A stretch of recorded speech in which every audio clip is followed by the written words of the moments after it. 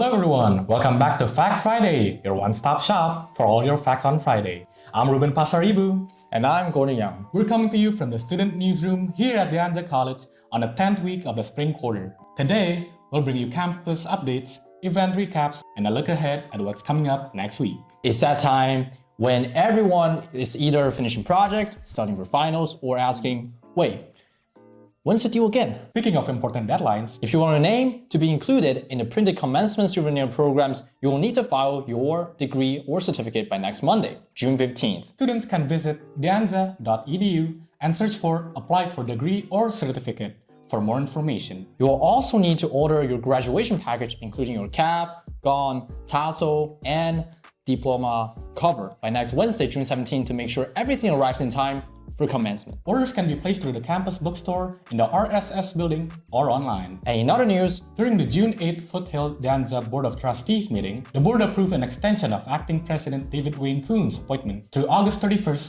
2026. And according to District Chancellor Lee Lamberts, the extension will provide continual leadership and support. Dianza College Vice President of Instruction Ram Subramaniam said the district will begin searching for a permanent president in the coming academic year. And shifting gears, if you happen to hear alarms on campus this morning, there's no need for concerns. As part of restroom renovation projects, contractors are conducting fire alarm testing today in building S6, S2, L5 between 6 and 9 a.m. Each building is expected to undergo about an hour of testing. Another campus facilities update involves building S3. Roof replacement work continues this week as crews move into a more intensive roof tear-off phase. Some walkways and access routes around the building may remain temporarily restricted while demolition work continues. Students and employees should also expect occasional construction noise, heavy equipment activities, and temporary pedestrian detours. Additional project updates can be found through Measure G on the college website. And now, let's take a look at some of the events that happened around campus this week. This Tuesday, June 9th, the Dianza College Concert Band joined forces with the Rhapsody Ensemble for an evening of live music at the Visual and Performing Arts Center. The performance featured everything from science fiction movie scores to orchestral works inspired by the solar system to Celtic-inspired pieces and contemporary music. And La Voz reporter Hayden Rush was there as well. Let's check it out.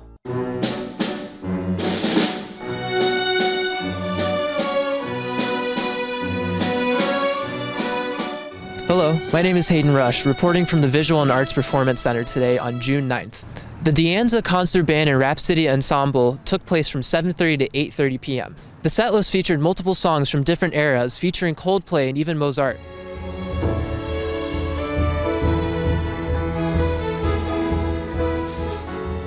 I'm director of the orchestra and also the chair of the music department, so I help not only rehearse but also organize the concert and put it together. It was a really interesting process, especially because we had two separate groups, and they, for the most part, were rehearsing separately.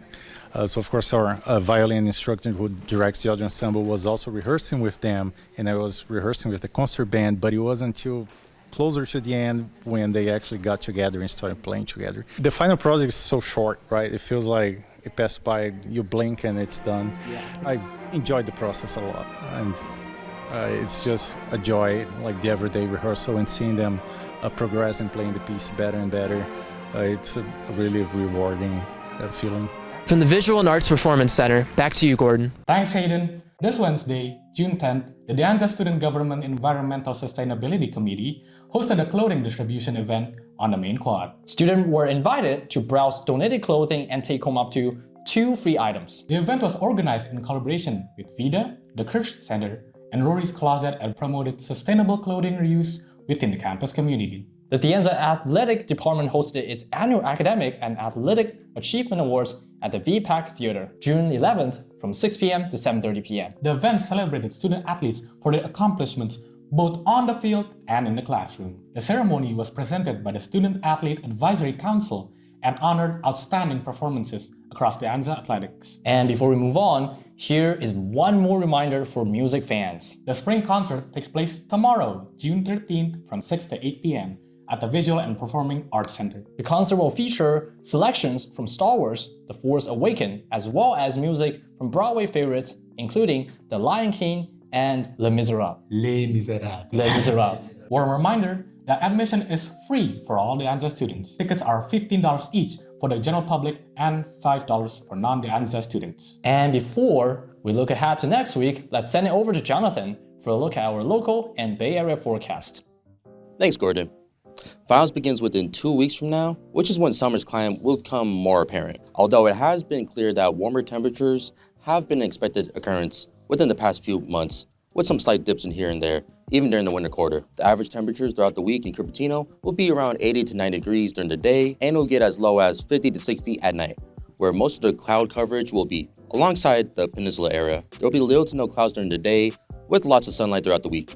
The rest of the Bay Area is looking to be just as high here in Cupertino, with the exceptions of San Francisco, San Bruno, and Berkeley. Sonoma County will have its usual case of patchy fog. Wind speeds reach an average of 5 to 10 miles per hour, interchanging from north, west, and south, with wind gusts peaking at 5 to 15 miles per hour. Pollen allergen will peak today at moderately high rate and will steadily slow down with cases of grass, olive, and juniper allergens. That's it for the forecast this week. We'll keep you updated on any important weather updates on socials and on next Friday. Back to you, Gordon.